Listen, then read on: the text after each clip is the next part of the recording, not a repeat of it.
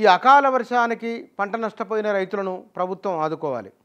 ప్రతి సంవత్సరము ఈ సీజన్లో వర్షాలు రావడం, పంట నష్టపోవడం జరుగుతూనే ఉన్నది. కానీ దీనికి ఒక శాస్త్రబద్ధమైన ఒక పరిష్కారాన్ని కనుగొనాలి. వ్యవసాయ శాఖ అధికారులు దీనిపైన సమగ్రమైన సమాచారం తీసుకొని రైతులను ఆదుకోవాలి. దీనికో ప్రతి ఏటా ఇలాగే జరుగుతున్నది కాబట్టి ఈ సీజన్లో వర్షాలు వచ్చినప్పుడు దీనికోసం ప్రత్యేకమైన కొంత నిధిని కేటాయించాలి.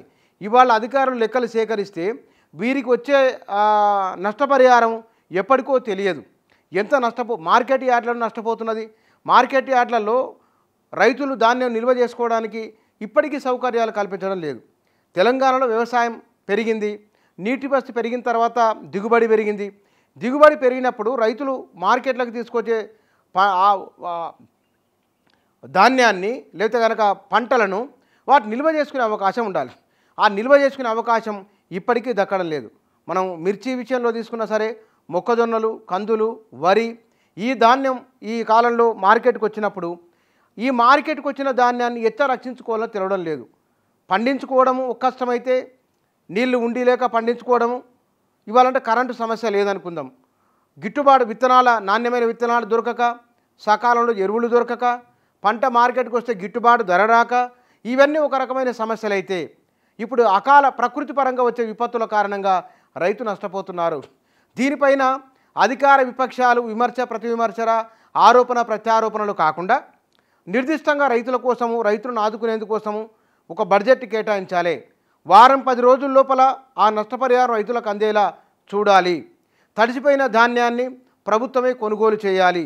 ఇవి చేయడం ద్వారా ప్రభుత్వం పట్ల రైతులకు నమ్మకం వస్తుంది. తమ ప్రభుత్వం ఆదుకుంటుందనే భరోసా రైతులకు దక్కుతుంది.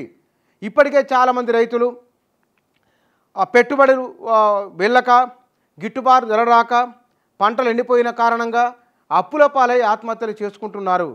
వాటికి సంబంధించిన వార్తలు వస్తూ ఉన్నాయి.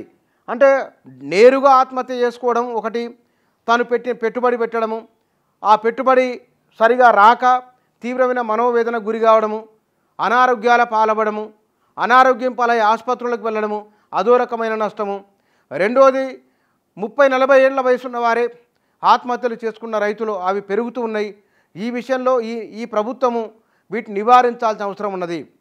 గత ప్రభుత్వము తీసుకున్న చర్యలు, గత ప్రభుత్వము అంశం ఒకటి అయిపోయింది. అది ఈ ప్రభుత్వం ముందున్న అంశాలు ఏమున్నాయి, ఈ ప్రభుత్వం ఏం చేయగలదు, రైతులతోనూ, రైతు సంఘాలతోనూ, వ్యవసాయ అధికారులతోనూ, వీరందరితోనూ అఖిలపక్షం ఒకటి ఏర్పాటు చేసుకొని మొత్తం 2200 ఎకరాల్లో పంట నష్టమని ప్రభుత్వం ఒక అంచనాకు వచ్చింది.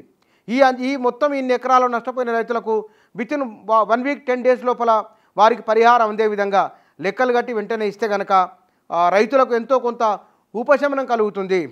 దాన్ని ప్రకృతి విపత్తులను మనం దాన్ని ఆపలేకపోవచ్చు, కానీ పండిన పంటను నిల్వ చేసుకునే అవకాశాన్ని, రైతును కాపాడుకునే అవకాశం ప్రభుత్వం చేతుల్లో ఉన్నది. కాబట్టి ప్రభుత్వం కూడా శక్తి మేరకు ఈ విషయంలో చొరవ తీసుకోవాలి, ఆచరించి చూపిస్తే బాగుంటుంది.